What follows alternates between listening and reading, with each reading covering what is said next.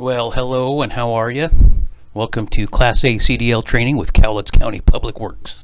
Do me a favor and smash that like and subscribe button down below. I'm just kidding. You don't have to do that. All right, before we get started, a few housekeeping things to keep in mind. Number one is this is going to be a long video. I hate to say it. There's a lot of information, a lot of things to cover. It's going to be about an hour and 20 minutes to an hour and a half. But all you have to do is sit back and watch. You won't have to, well, can't say that. You will have to click on a couple links. I do have a couple videos. Now the links on the video aren't going to work because it's just a YouTube video. Haven't gotten that figured out yet, but I did email separately the list of links, so there's going to be times where you need to pause it and click on the link and open up a different video and then come back to this one. So just have that ready to go. Throughout the video you'll have questions or comments. You can write those down, so at the end of the video you can get in touch with me, answer any questions. You can text me, call me, email me, any questions or comments. You can give me feedback, just as long as you are polite. So let's get into this. So welcome to CDL training. This is a big deal. Congratulations.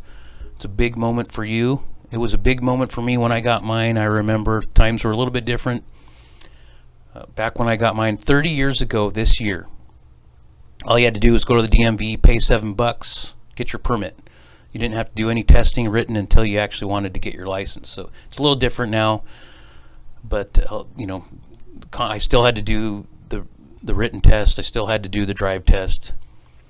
A little more rules now today than there were back then, but same concept. We're the only county in Western Washington that does their in-house CDL training. All the other counties will either hire people with CDLs, or they will hire people without CDLs, send them out to training school. Along with that, some counties will have the new person sign a contract saying that if you were to get trained and leave within a year or two, you have to pay money back. We don't have anything like that in place. Our focus now is we're not worried about that. We want to get you trained.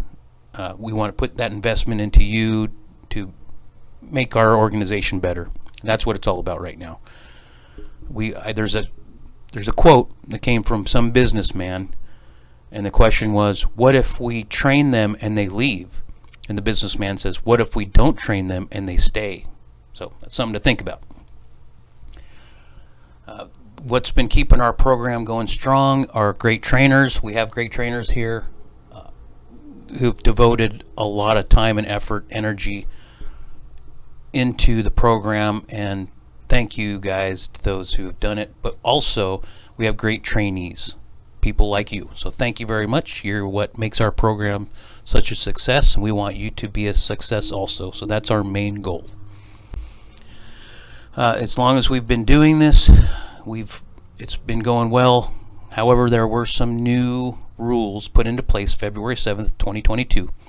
Federal Motor Carrier Safety Administration, which is part of the US DOT, put in new rules into effect. This is for anybody that wants to get a CDL anywhere in the US of A, has to abide by these new FMCSA rules. Now, FMCSA is one of, I think, 11 different branches of the US DOT. So FAA, Federal Airline Administration, Federal Railroads, Federal Maritime, more importantly, Federal Highway Administration. They're the administration that wrote our MUTCD, which is basically the Bible for road workers. Anybody working on the roads and highways goes by the rules in the MUTCD, when that's created by Federal Highway Administration, which is a branch of US DOT, and National Highway Traffic Safety Administration. They write the rules on all the signs, markings, cones, barricades, anything out there that we deal with. Our vests even have to be approved by NHTSA.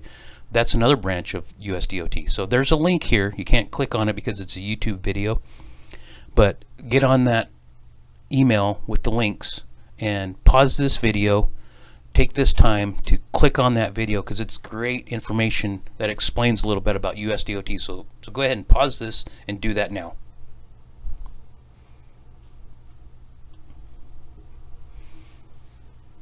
Okay, well, hopefully you were able to get to that video and get back here all in one piece. But some good information about FMCSA and USDOT on that. State requirements. Washington State, I gotta tell you, from a safety perspective, all politics aside, I'm proud to be a Washingtonian because of what our state of Washington does. With the Department of L&I, they have gone above and beyond any federal organization for safety or labor laws. We have one of the lowest records of injuries or deaths in the workplace of any state, and which, if it's of any state, it's also anywhere in the world. So we're the lowest rate of accidents anywhere in the world because we are Washingtonians. So very proud of that. L&I does a fantastic job of keeping us safe as long as we follow the rules. Department of Licensing is also a part of the state of Washington. They did a great job. Their new guide. So a little bit of background. FMCSA kind of alerted everybody that they were going to put these new laws in place. And this was probably about 7 or 8 years ago. Well, they kept delaying it. 2 years, 2 year delay, 2 year delay, 2 year delay. And finally, the rules went into place February 7th of 2022. But Department of Licensing in Washington Department of Licensing knew what all the rules were going to be. So they based their book off of all the new FMCSA regulations. So if you followed along with the FMCSA regulations, you can go right down the list with the commercial driver guide, and it goes right in line with it. The FMCSA and the state of Washington guide, they match each other, which is fantastic. So good on Washington to be a step ahead of that. There's also, I added this link here. You can't click on it, but I also added it on the link on your email. If you want a PDF version, which I know you all have a book version, and I have extras in the office here, so if you want another book, or if you know somebody that wants a book, you're welcome to come get one, or ask me. I can send one out to you. And then there's the link also if you want that. So Washington, our rules are above and beyond federal regulations, right? So back in 2017, Washington added more restrictions onto the CDL. So basically, if you have a CDL Class A CDL with the E restriction, that means you can only drive automatic vehicles. If you have an L restriction, you can't drive a vehicle with air brakes. So what we do is we test everybody with the fifth wheel, so you won't have that fifth wheel restriction, and we train you on a manual because it's beneficial to run a manual. A lot of our equipment is manual transmission. Basically, you can run anything. There is an exception. They have an L CDL, which FMCSA, it's a special classification. That's basically for doubles and triples trailers. We don't train for that. If you want to drive a double, triple nowadays, you have to go through certain training. We don't do that. We don't accommodate that. So if you want to drive a double or triple, you're gonna have to get training somewhere else. Anything else, you can end up with a CDL and be able to drive through this training. A message from our sponsor.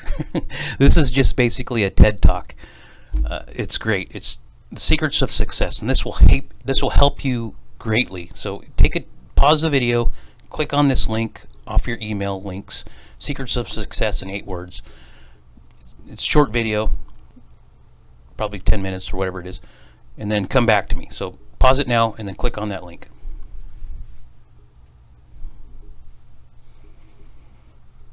All right, well, hopefully you were able to get into the video and learn how to survive through crap. That's my favorite part of that. So it's something, this video has information that every person needs. All right. Okay, now with that being said, we'll move on, get into the serious stuff. So FMCSR, which stands for Federal Motor Carrier Safety Regulations, Part 380. That is the big deal when it comes to CDLs. Everybody in the United States of America that wants to get a CDL has to abide by these regulations and rules. Subpart F and G, that's the part that we are very much concerned about right now. Here's a link to it. It's also on your email. If you want to actually look at, this will take you to the website so you can see all the rules. You can scroll through it. You don't need to. As a matter of fact, I guess we can just get it out right now that a lot of this information on here, none of this is going to affect your training or your test. You don't need to know any of this stuff for your test specifically. However, it's required that you go through this training. So this training, it's good to know now, but it's going to be even better to know and to keep in mind for after you get your test and kind of go into the world of commercial drivers, because this has some good information in it. So this is new regulations, new rules, new training that we need to abide by. It's get effective February 7th. We're getting into the weeds now. This is all the details. Title 49, Subtitle B, Chapter 3, Subchapter B, Part 380. That's what you need to know. Part 380. So ELDT. This is what every driver that wants to get their CDL in the US of A needs to go through now. It's entry-level driver training. You need to go through a registered training provider, which is on the TPR Training Provider Registry through FMCSA, which we are a registered provider. Instructors, facilities, equipment, and trainees must meet all the requirements. If you want to look into that a little deeper, you don't have to, but they are listed in 380.713, 380.709, 380.711. So that has all the information you need. Basically, instructors need to have the same level of CDL or higher that they are instructing. Facilities, you need to have safe facilities, and you need to be registered. We have the Longview shop and the Kelso shop registered as facilities. And so the reason why they want us to register the facilities so they can make audits.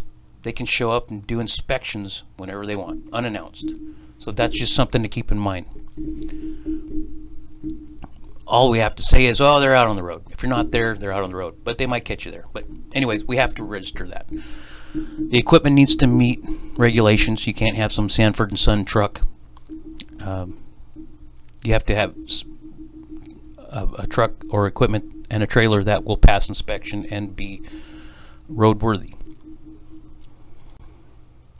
Trainee requirements. So commercial learner's permit. This is your CLP. You have that. Hopefully by now you have that. That's what lets you get behind the wheel with the trainer.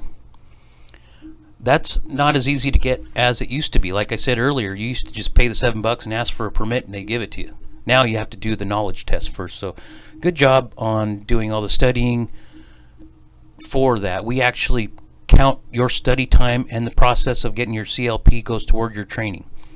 So just so you know, that helps meet your classroom hours. We'll also add some of the classroom hours from this type of training.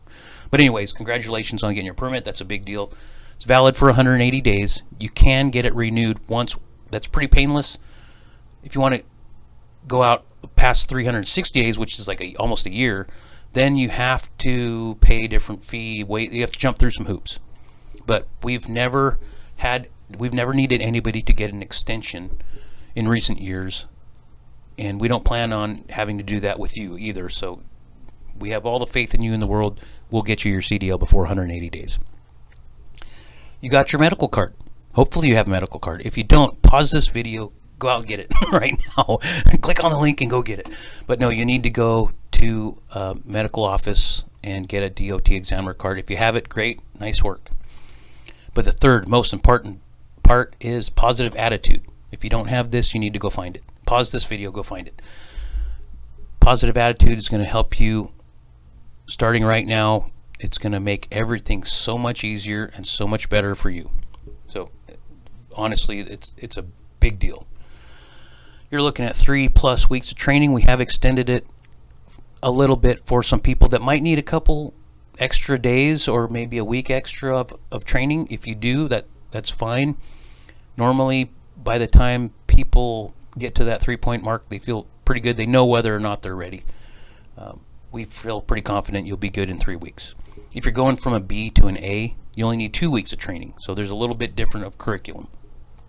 So now the Washington State requires 40 hours of classroom, 18 hours of street driving training, 16 hours of backing maneuvers, 16 hours of proficiency, 70 hours, which is combined lab, range, and observation. Now keep in mind that there's going to be things that your trainer thinks you need to work on. So if you need to work on, maybe you need 20 hours of backing and 14 hours of driving, we can still make it work. We could, as an employer, we're not held to the same standard as a school. So this is basically for the school. We're supposed to keep an equal or better program than the school, but it just basically allows us to tweak some things, and it's tailored for you. We want to make sure you get the training that you need, and we have the flexibility to do that, which is awesome. Okay, FMCSA training requirements. There are two major parts of the training requirements. So this part is the theory instruction. This is a big deal. This is kind of like the classroom work. This is going to be some of the book work, things that we need to just present to you. It's not the fun part. The fun part is actually going out there and grinding gears and that's that kind of stuff. But this is required, so we do need to go through this. There's the behind the wheel, which is basically broken down into two parts, which is range and public road. That's the fun part, and you're going to get there. If you're going from a B to an A, the theory criteria, the curriculum is a little bit different, but it's not different enough to actually have us change our program. It's so the difference is so minimal that we'll just stick with the same program to get you through theory and behind the wheel. Now the part 380 Appendix A, this is where we have to get into the weeds. This for the next 45 minutes, we're going to be talking about theory instruction. So theory instruction, this is 5 parts. Okay, this is where we actually get into this. So 5 parts. First part, basic operation. Second part, safe operator procedures. Third part is advanced operating practices. Then you have vehicle system and reporting malfunctions, and then non-driving activities. So those are the 5 parts of the theory instruction that we're going to cover now. It's required by FMCSA that we cover this with you, so that's what we're doing. We'll see what you can learn. So A 1.1, basic operation. A 1.1.1, orientation. So orientation, big deal. Getting to know your truck. You're going to spend the next 3 weeks getting to know your piece of equipment, your truck and trailer. So you're going to know that like the back of your hand. But what happens after you take that truck, go take your test, you pass, come back, you park the truck, chances are you're not going to get back in that truck for a long time. When you do finally hit the road on your own and get in a truck and start driving, when you have your license, it's probably going to be in a dump truck. It's probably going to be in a truck you haven't driven before. So how are you going to get to know that piece of equipment? Well, number one, operator's manual. I always stress operator's manual, which is, it's undervalued. And if you don't have an operator's manual, I'm happy to get you one. I am happy to go get operator's manuals. I go get them all the time. It's part of my job. It's what I enjoy. So that you have those. In the door, if you open up the door, there's a little panel, there's a little plate in there that will show the vehicle weights. So if you're going to be out there jumping in a truck and hitting the highway with it, you need to know your equipment. You need to know how much it weighs, how much of a load you can haul with it. What is your GVWR, which is gross vehicle weight rating, which is it'll tell you how much you can haul and how much your vehicle weighs as it is. So it'll give you an idea what kind of load you. Some dump trucks can only haul 10.1 tons. So you can't go into a pit and ask for 12 tons because you're going to be overweight. So that's your responsibility to know that. Know your limitations. Know what you can handle and what you can't. And if you aren't ready to do it, then you need to study up. You need to get to know that piece of equipment. Don't just jump in and go. You have been training the last 3 weeks on how to do a full walk around. Keep doing that. be in the habit and the practice of doing that for the next piece of equipment you get into, and the next, and the next, and the next. Get to know that piece of equipment just as well as you know that truck and trailer that you're training on right now. A1.1.2, control systems and dashboard. You don't have to tell me. I know you're going to be spending hours and hours and hours learning that control system and the dashboard. But you're going to get into the next piece of equipment down the road, and you're going to have plow controls, you're going to have hoist controls, you're going to have different radio, you're going to have all kinds of different controls on what you're used to and what you've been trained on. So get to know those, and if you don't know the controls on that unit, you shouldn't be out there driving it. If you're in a position where you think the job is being held up because you need to get familiar, tell your supervisor, hey, I need to take 30 minutes to look over this truck, get to know it, get to go through the operator's manual. And if that's a problem, call me. It shouldn't be, but if it is, call me. Safety components, that's just standard stuff like seat belts and mirrors. They're backup cameras. Some trucks have backup cameras. The one you're training on doesn't, but the next one you might get into might have a backup camera. So do you know how to use that? Parking brakes and trailer brakes, they're different. They're different on different pieces of equipment. If you can't figure out what the difference is, you shouldn't be in that piece of equipment. So take the time to get to know that. Get to know what kind of braking system you have. Do you have hydraulic brakes or air brakes? That's something you need to know. Does the ABS system work? Do you know what an ABS system is? Doing the walk around, I know you do. If you look in the commercial driver's guide, this is a fantastic resource for explaining. ABS is in there, all braking, everything's in there. So it's a great resource to look back on. Definitely want to check your dash periodically throughout the day as you've been trained and as you know. But that still comes into play in the future. A1.1.3, pre-trip and post-trip inspections. Now you know that the pre-trip and post-trip you're doing right now for training. Will you continue to do that in the future? That is the question. A lot of people don't. I'm telling you, there's no reason why you shouldn't. It's a good habit to get into. You're an expert at that. If you don't do it, you're going to forget. Next time you're in a piece of equipment, if it's different, do that same walk around, locate your compressor, check the belts, look for leaking fluid, all that stuff. Just get in the habit of continuing to do that. Inspections through the day might be necessary. It might take more than just a pre-trip. It might take more than a pre-trip and a post-trip. Sometimes you might need to, maybe you're hauling around a rock and you want to find a place to stop and make sure nothing's falling off your truck. Make sure you don't have a rock in your duals. You have to remember that that's the driver's responsibility to make sure that truck is intact and make sure it's safe. If you get on the freeway, you have a piece of 4 to 6 inch rock in between your duals, flies out, kills somebody. There's going to be a full-on investigation on that, and they're going to look for every way they can to pin it on you. So make sure you cover yourself. Always keep yourself covered. Know where the best places to be. Like, I go into the shop for lunch, do another walk around when you get out of your truck or before you get back in. Do you know the equipment as well as the equipment that you know now, the one that you're training on? So that's something to keep in mind in the future. Okay, remember that. A1.1.4, basic controls. Just remember, of course, obviously, the truck you're driving is way different than a car or pickup truck. This unit you're driving, taking it on the road, weighs 30,000 pounds. If it's loaded, it could be 75. I mean, all different weights.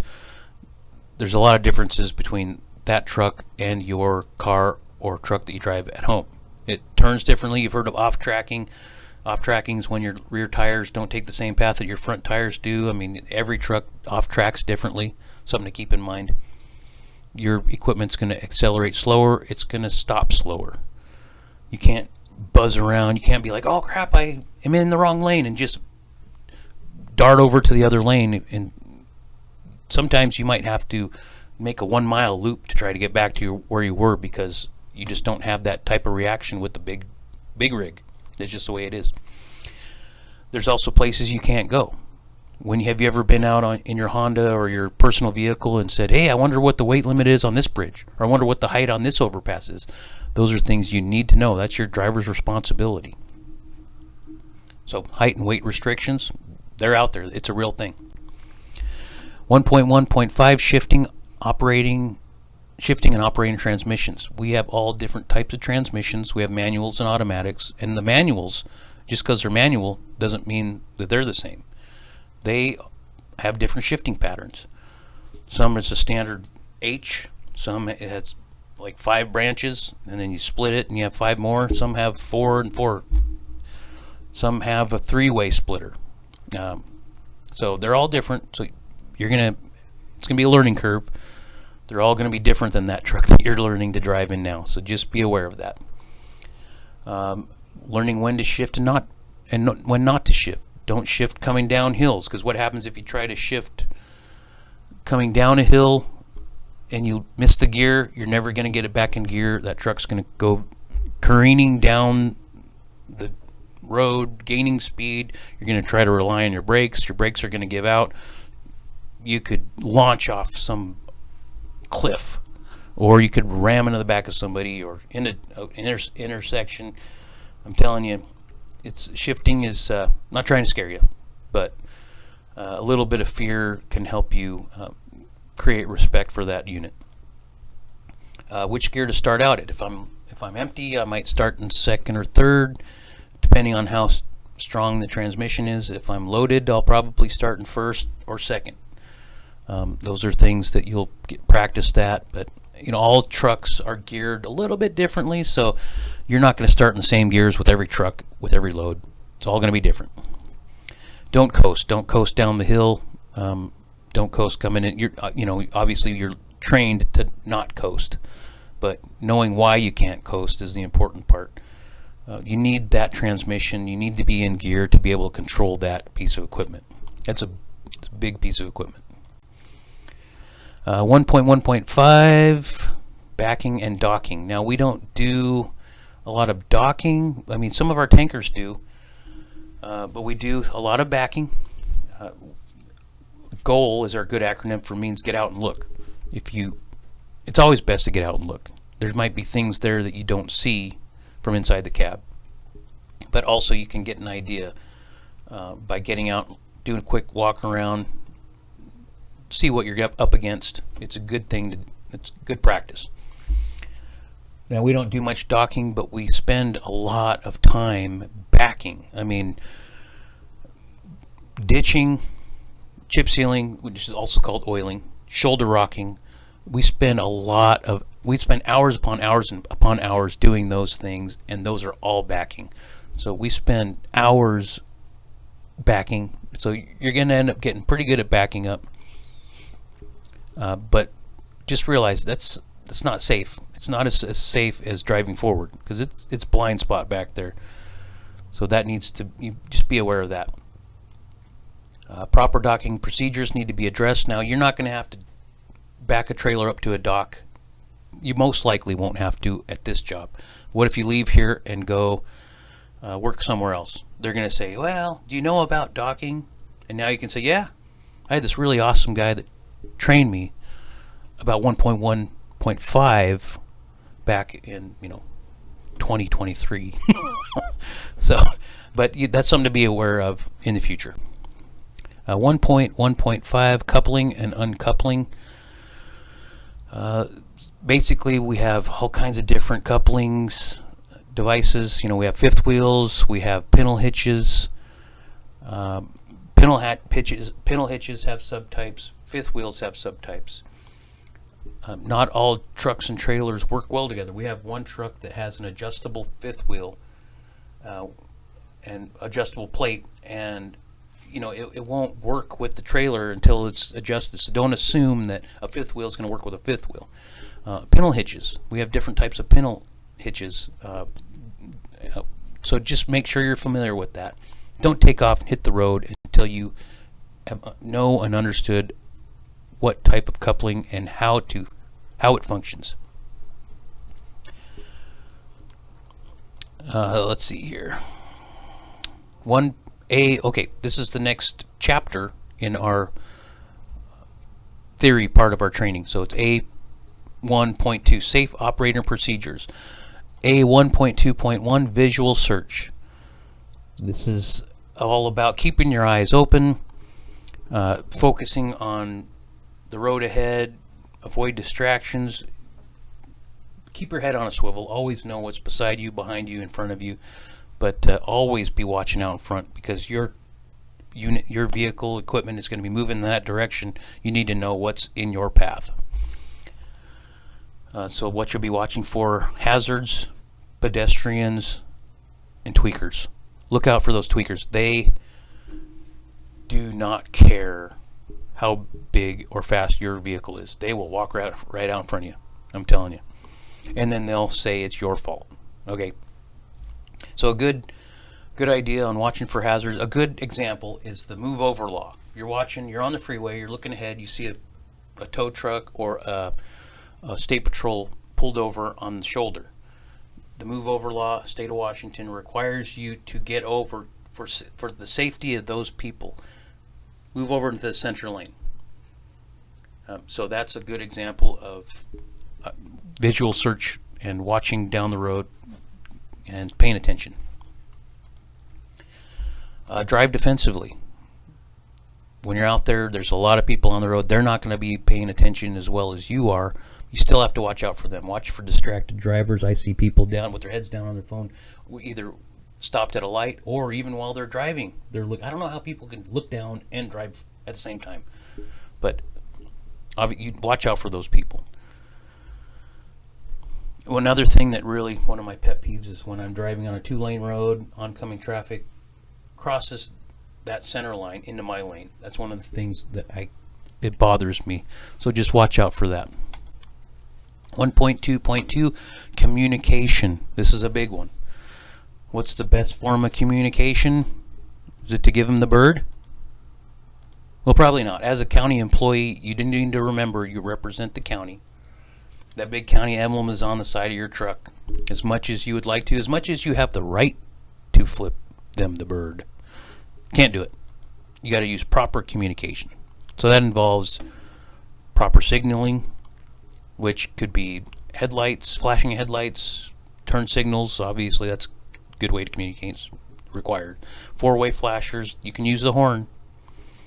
Horn is better than the bird. It's good to make eye contact. Now, if you're waving somebody through, if you're going like this, that's not as good as like, hey, you, go ahead. So make eye contact. Eye contact is a big deal. It's a great way to communicate when you're out on the road.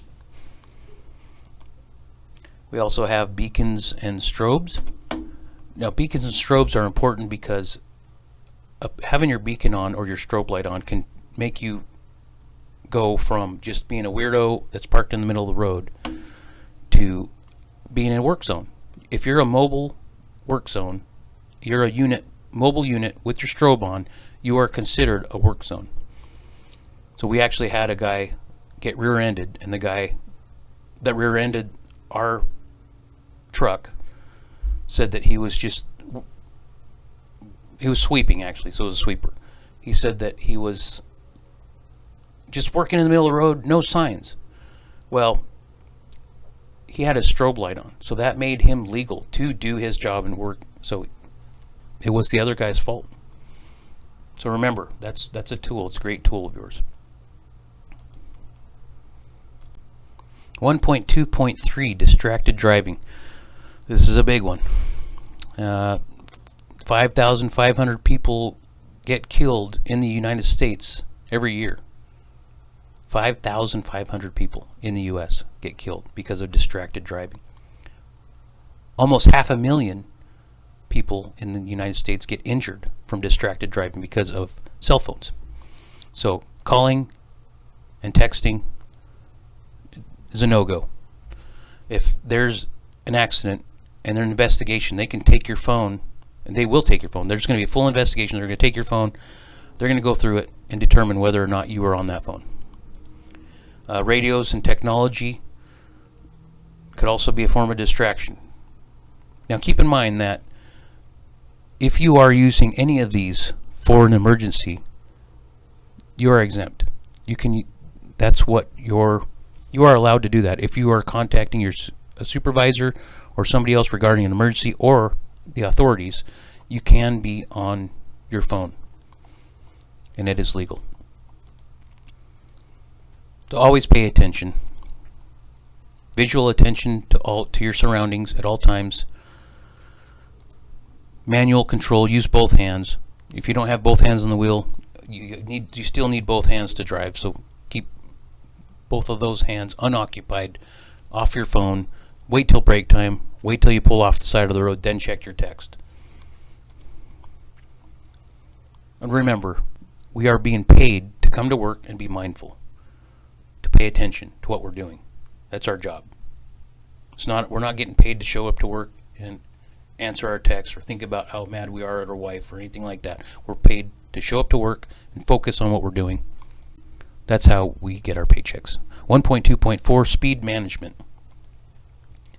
Now, a big 50,000 pound piece of equipment is going to stop a lot slower, and it's going to take a lot longer for it to stop. So perception distance plus reaction distance plus braking distance is your total stopping distance. So here's a little graphic I pulled right out of the Washington Department of Licensing commercial guide. This here is supposed to be a football field. So it shows you if you're if you're traveling 55 miles per hour, it's going to take you 419 feet to stop by the time that you see what's happening, then you react, and then you actually hit the brakes. It's going to be 419 feet. That's a football field plus a third of another football field. Even if you're only doing 35, you're looking at 222 feet. So that's not enough to keep you from running over a flagger or whatever hazard or a tweaker. So just be aware of that. 1.2.5, space management. So that's basically the buffer around your vehicle that you need to have at all times. It's easiest to have a buffer when you're on the freeway. When you're in the middle of town, cars are going to do what they want, but you still need to be aware of what's in front of you, what's behind you, what's off to the sides, what's above you. That's also important to realize how tall you are. I mean, if you're hauling one of our excavators, you need to know the height on that, and if you're going to be coming around driving through any low lines, that's your responsibility to know the height of that vehicle and keep that buffer space. Obviously, you're going to take a wide swath when you turn, so those are things to be aware about. 1.2.6, night driving.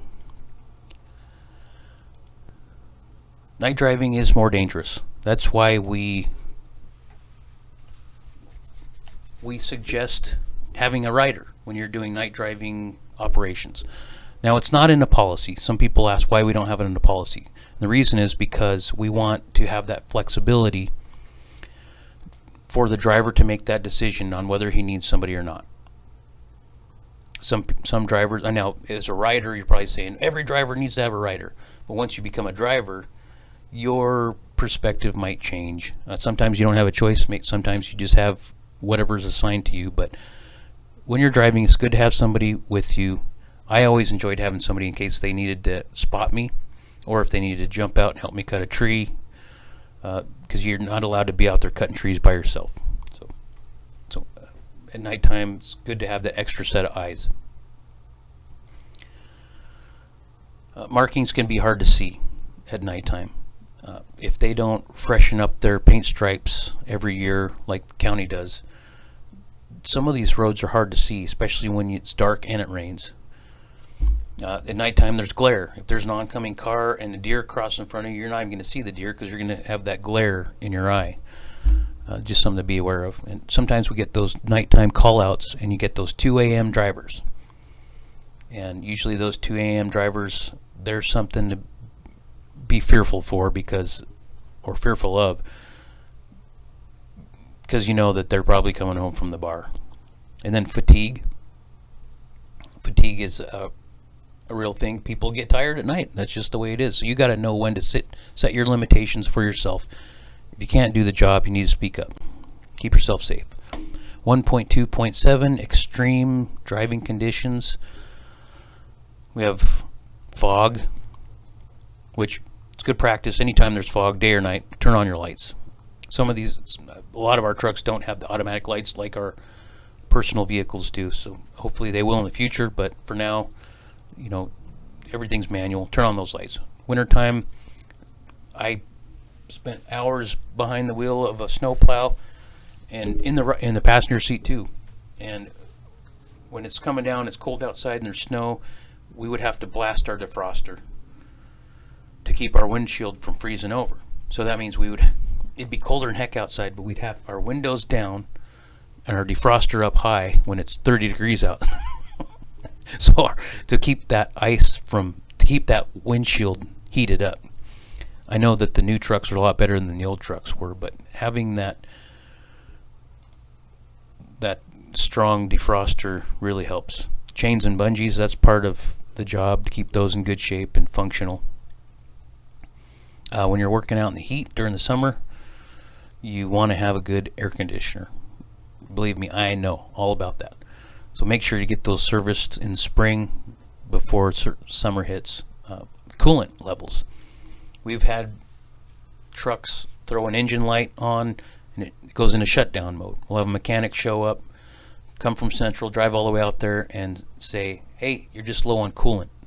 Pretty embarrassing. Not only embarrassing, but it drains that equipment fund, because that $300 that just got billed to that truck comes out of that ER&R fund, and it is all because you didn't check the coolant. So make sure your fluids are topped off.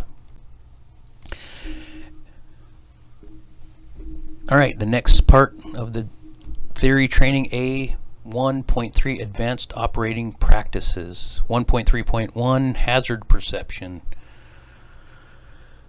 Now, we do not have normal driving environments at our job, if there is such a thing, because it seems crazy no matter what you do out there, but ours is even worse, because we're out there plowing when everybody else should be home. They need to stay home, but they don't. So we need to try to get those roads cleared. But we're out there in the wind, mud, steep inclines, oily roads, rain, ice, anything else that nature throws at us. And county drivers are inherently the ones to blame for everything. I don't know why it is. We're just trying to help. We're trying to do the right thing out there, but people just go berserk, go bonkers, and want to blame us. So always cover yourself. Don't give them a reason to find fault in what we do. 1.3.2 Skid Control and Recovery. Skids can be caused by over-braking, which is jabbing the brakes. If you jab on the brakes on ice, you're going to start skidding. You're going to lock up those brakes. So just apply a steady amount of pressure. If you do lock them up, release, and then apply pressure again. It can be also caused from oversteering, over-acceleration, over anything, pretty much, or driving too fast. When you jackknife, here's a little graphic of your truck wanting to go one way, your trailer wanting to go the other. You got to steer into the skid. Don't be one of those YouTube videos of that truck jackknifing on the highway or freeway. And that can all be helped by proper speed, knowing your road conditions and how to negotiate those conditions. So let off the brake and counter steer. 1.3.3 Railroad and highway grade crossings. I know you're going over some of that with your trainer. That's part of the test normally. Our number one rule for safety, always assume that there's a train coming. Even if you can see both directions, just always assume that there's going to be a train. Don't ever park on the tracks if you think, you maybe doubt that there's enough room there for you to get behind the car in front of you. Then just stay back. Just leave a huge gap. Don't chance it. Don't risk it. Be responsible. All right, next chapter is A1.4, Vehicle Systems and Reporting Malfunctions. This is something that we like to improve on a little bit. Not saying that anybody's horrible out there, but there's always room for improvement, right? Identification 1.4.1 Identification and diagnosis malfunctions. Any warnings should be identified. If you have an ABS light, you have an engine light, report those. Report those to your supervisor. Let's get those taken care of. You shouldn't have to be driving around some truck with an engine light on. Treat the equipment like it's your own. I've always said, if it was your own, would you be driving with a check engine light on? Probably, because you'd have to pay for it to get fixed. Here, you don't have to pay for it. There's no excuses. You can just report it. We can get it fixed. There's also a little exclamation point in a triangle that might show up on your dash. What does that mean? Well, good question. That means you should consult your operator's manual and get that figured out, because that's your responsibility to know that. All right, A1.4 Vehicle Systems and Reporting. Oh, this is the same one. 1.4.2 Roadside Inspections. So just remember, as a CDL, the rules change a little bit. You are subject to inspection at any given time. They can pull you over without a reason. You can't be like, oh, you're being racist. No, it's nothing like that. They have the right. USDOT, WSDOT, inspectors, patrolmen, law enforcement authorities, anybody, they can pull you over and they can inspect your vehicle at any time. It can be a random. And they can take your vehicle out of service. A lot of times people will have you pull over, and if you can't fix it, you have to have it towed. Just remember, negligence comes with a fine if there's some issues that you are getting fined for, and if it's something that the driver's responsibility to find and correct those, the county won't pay the fine. That fine goes under your name, and you have to pay for it or show up to court under your license. So that fine will come out of your pocket. 1.4.3 Maintenance. So now we have great mechanics, very proud of our mechanic staff, but there are some things that are still the driver's responsibility to take care of. Things like oil, coolant, the belts, all the things that we carry. We inventory these things at the shops so that the driver can replace them and add if they're low. That is the driver's responsibility to keep those things maintained. All right, this is a new chapter. A1.5 Non-driving activities. 1.5.1 Handling and documenting cargo. Now this kind of affects over-the-road truckers, because you think about it, over-the-road truckers will spend the night at rest stations and in parking lots, and they're responsible for their cargo not leaking, not getting damaged, not getting stolen. Fortunately, we don't have to worry about that too much, but a couple situations we might have are lowboy, maybe tanker drivers. You need to be mindful of, just because your trailer might haul 30,000 pounds doesn't mean you can put it all on one axle. When you go through the weigh station, that's going to have to be dispersed properly in order for it to not be overweight. So that is something that you will have to learn and you'll have to be responsible for. So there's a lot of responsibilities that go along with your CDL, and that's all on you. So, but we're sure we can get you trained up.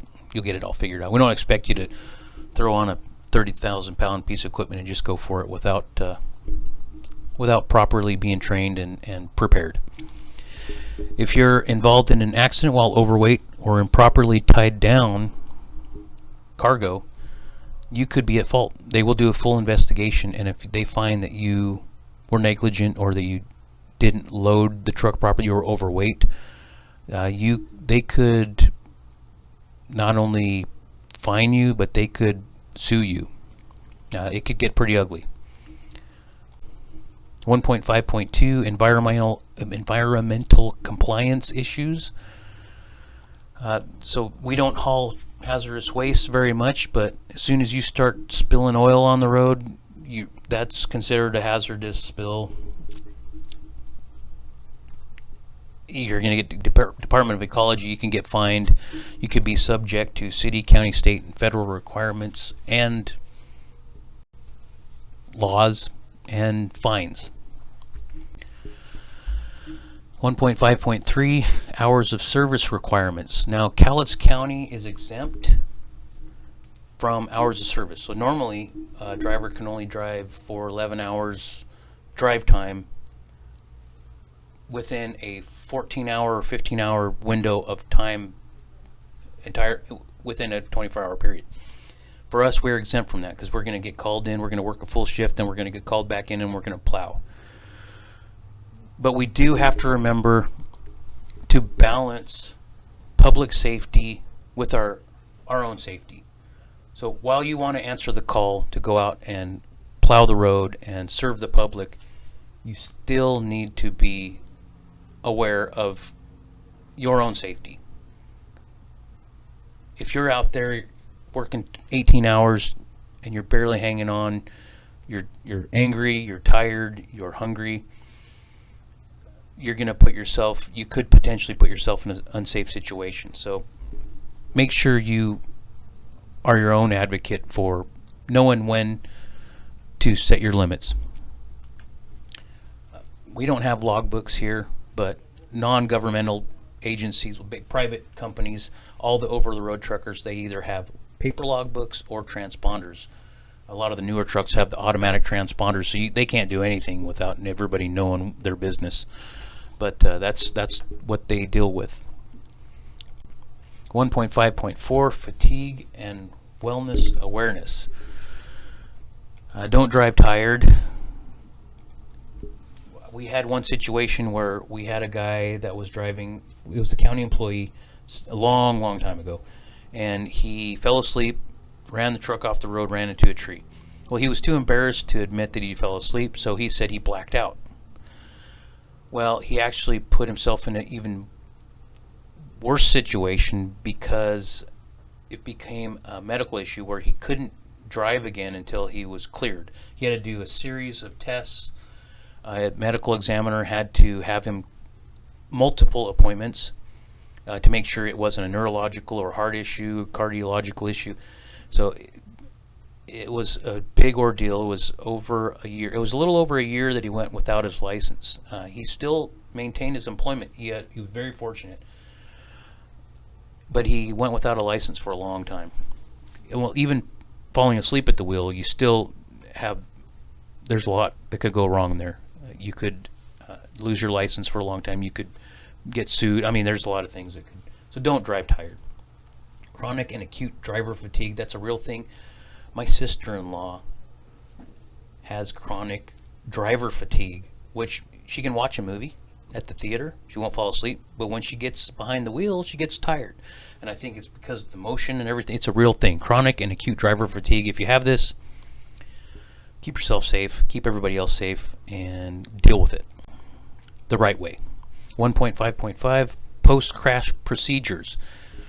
So if you get in a crash, protect the area. Make sure that it's not going to become more of a problem that you crashed, creating more crashes. So protect the area, call law enforcement right away, and your supervisor. You're going to have weird situations happen over the course of your career.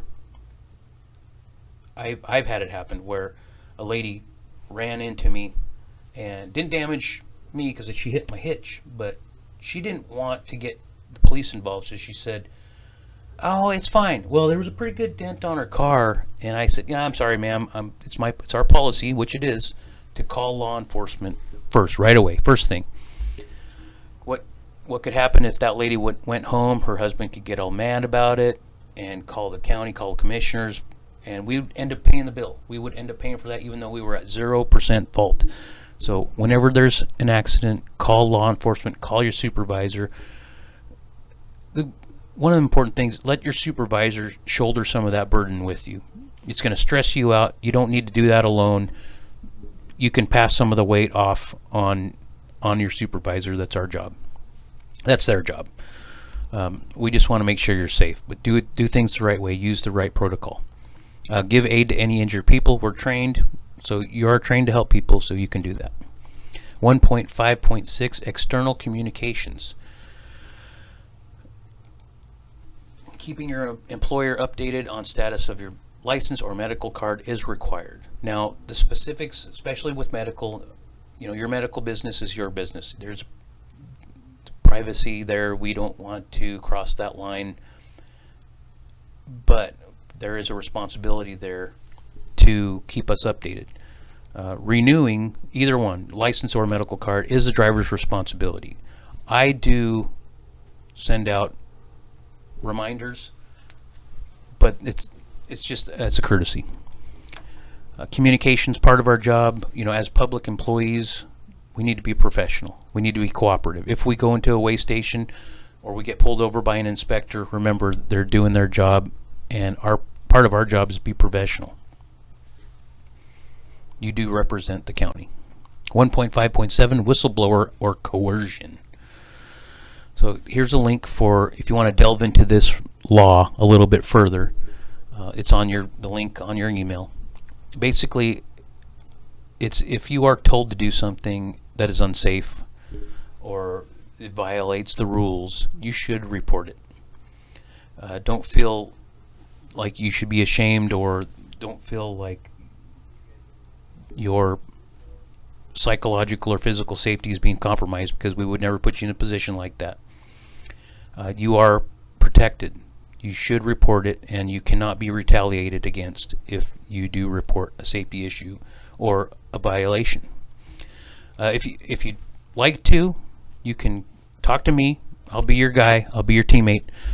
We can come to a solution. If you feel like you need to take it above my head, you can do that. You have the right to do that too. But you are protected, just so you know. 1.5.8 trip planning.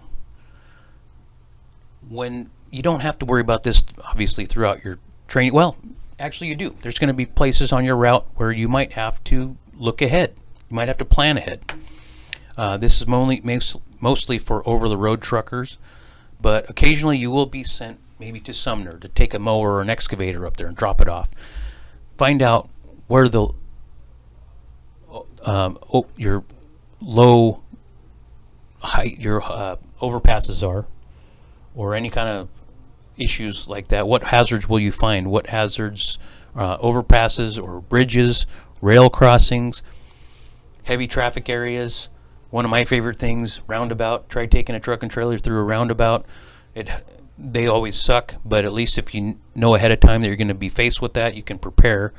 So that's all part of trip planning. 1.5.9 drugs and alcohol. Cowlitz County has zero tolerance policy, so if you are in a piece of equipment, zero tolerance for drugs or alcohol. Even though marijuana is legal in the state of Washington, it is not allowed to be in your system while you are driving a county vehicle. Once you get your CDL, you get placed into a different category of people. You'll be added to the DOT list for random testing, so that could come up at any time. So they want to. There's laws in place. It's required. We have to have a list for random testing to send people in periodically to get tested. Washington DOL has a threshold of 0.04%, which if you're in a commercial vehicle, it's half the legal limit outside. But there again, anytime you're at Cowlitz County in a vehicle, it's 0.04.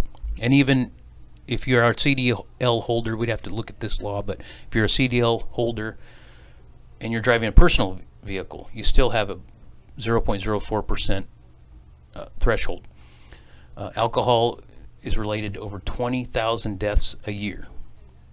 So think about that. That's like almost a quarter of the population of Cowlitz County dying in 1 year because of alcohol.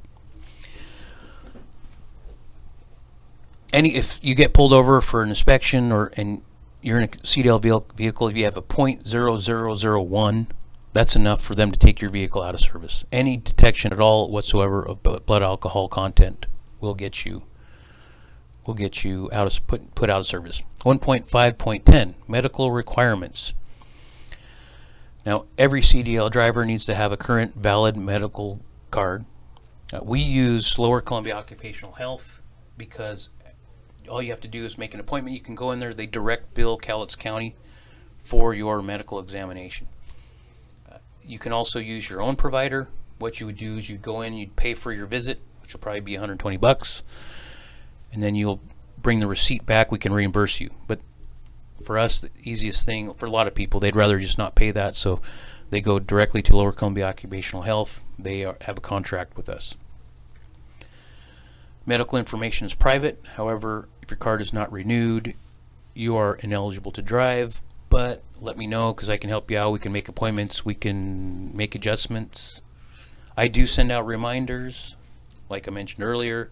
I do track everybody's expiration dates for CDLs and medical cards, and I do send reminders out as a courtesy. It's still the driver's responsibility to know when those expire and to renew them. It's not your supervisor's job or my job. It's your job. But I'm happy to try to help you out and help you keep on track. That's what I'm trying to do. So that was our theory portion of the training. Now we're just going to touch on a few things behind the wheel training. These are things you're going to be and need to be considering when you're out there doing your behind the wheel training. First part, range. A2.1, vehicle inspections pre-trip, en route, and post-trips. Pre-trip inspection should be done every morning. That's something we don't do the write-up sheets, but that doesn't mean you shouldn't do your pre-trip every morning. When you're out on the road, you're still responsible for the piece of equipment and the mechanical integrity of it.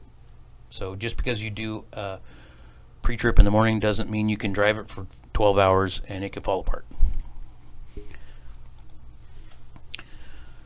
Because you are subject to random inspection. Don't forget about that. Post-trip inspections. Leaving it better than it was when you found it. That's a good example. It's a good rule to live by. Attitude is everything. If you have a good attitude, you want to help your fellow workers. You want to keep that equipment running for a long time. It's really all about attitude. Now, A2.2 through A2.6 will be all about backing. Your straight line backing, your alley dock backing, your offsets, even parallel parking.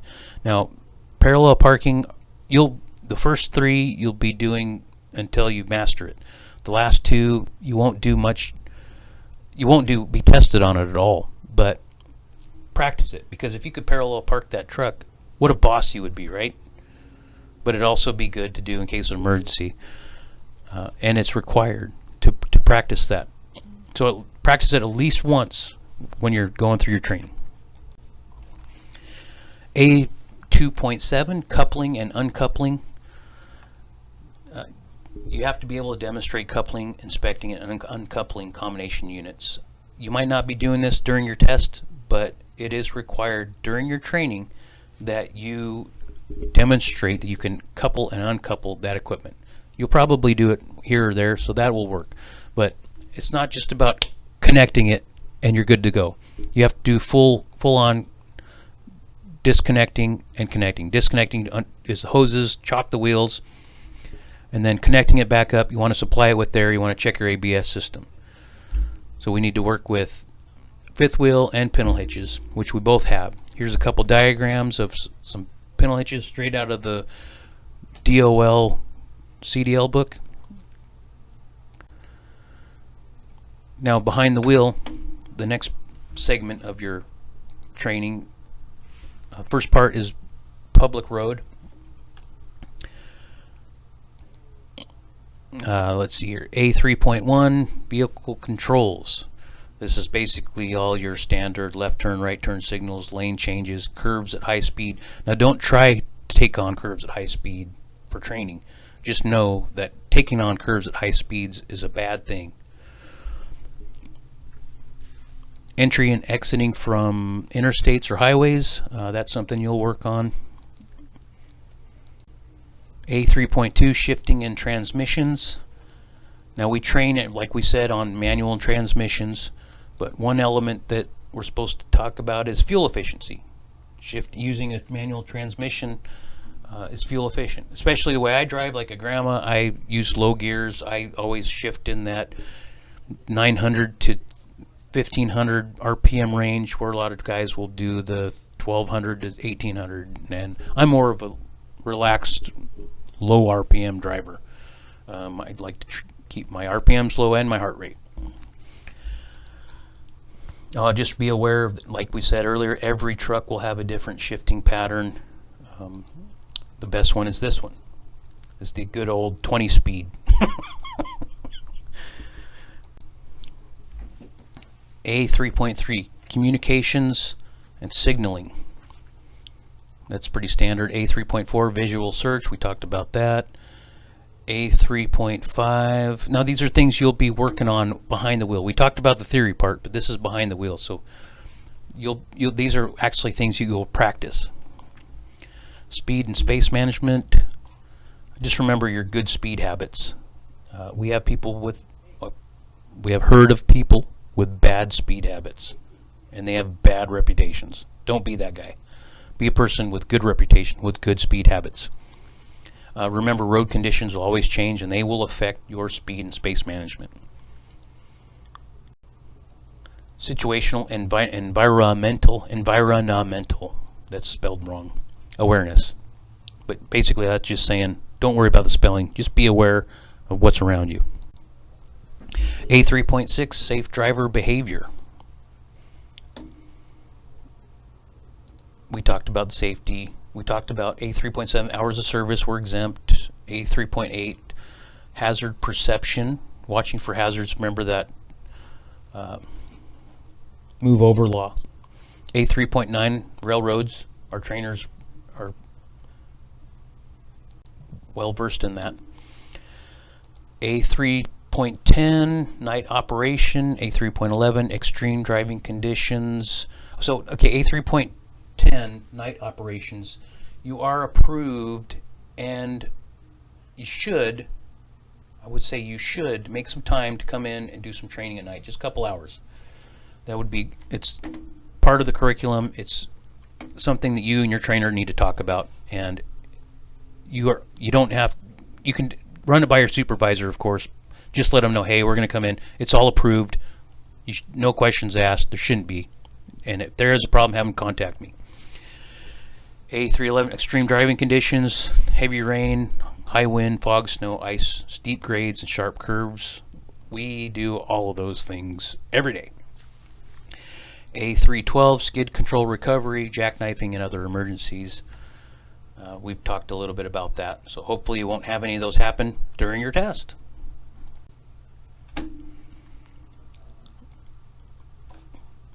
So theory instruction for the upgrade, we'll just touch on this real quick.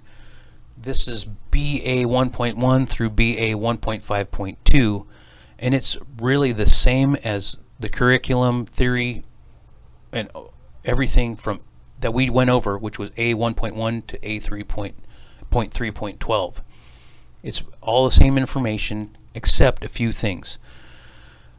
The parts on handling and documenting cargo, environmental compliance, post-crash procedures, external communications, whistleblower coercion, trip planning, drugs and alcohol, and medical requirements were omitted. They were taken out, which I think there's some good valid points. So we're just going to leave those in there. We're not going to worry about the upgrade theory instruction. We're going to go a step higher, step better, and just stick with the same theory instruction for Class A. So now that is it for our theory training. So thank you very much. If you have questions, hopefully you got a list. If you have questions, you want to get a hold of me, here's my number, here's my email. I want to send a special thank you out to truckersauthority.com. That's the one with the DOT and FMCSA, the first video you opened. I called them, and the owner gave me permission to put that link in our presentation for training. He said, I'd be honored if you put that in your training. How cool is that? So I told him, hey, I'm going to finish this up. I'm going to send you a copy. It's Oscar. It was Oscar that that gave us permission. So how cool is that? Welcome to use any of these links. Thank you for all these FMCSA and for all these groups. And if you have any questions, get a hold of me. Feel free to come back onto this training and check it out again. Best of luck to you in your testing and in your success.